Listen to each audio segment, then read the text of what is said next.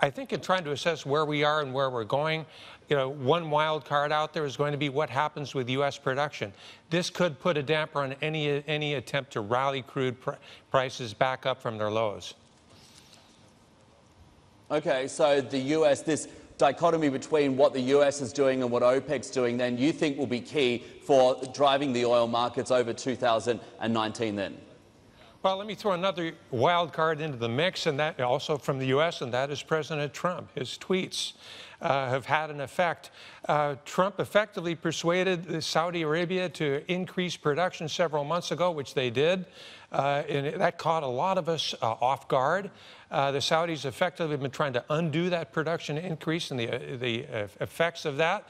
So that's going to be something we have to watch, not only on oil markets, but I would think Manpreet would agree it's having an effect on other asset classes as well. Yeah, absolutely. We'll get Manpreet to chat to you in a moment, but just let me follow up on that with respect to the trade war to throw another risk factor in there when it comes to the oil markets. How much of a factor has this been in what we've seen play out with respect to oil prices over the course of 2018? Well, we're already seeing storm clouds on the horizon. We're seeing effects on demand.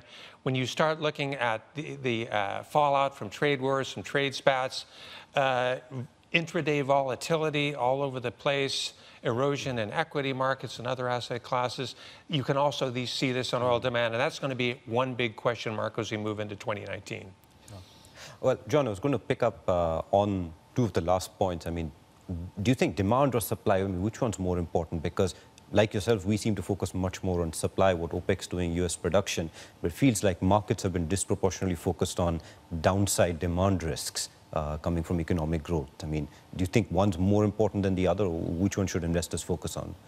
Well, Manpreet, in my opinion, supply is the primary driver. If you're going to have a supply-driven price correction, if there's oversupply in the market, particularly if it comes from a producer that's outside the scope of OPEC, OPEC plus production discipline, as the U.S. is.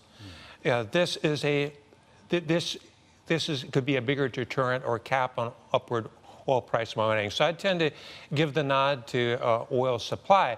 But again, if you have this fallout from demand because of weak economic indicators, anxiety, that's also going to intensify the downward pressures on the market.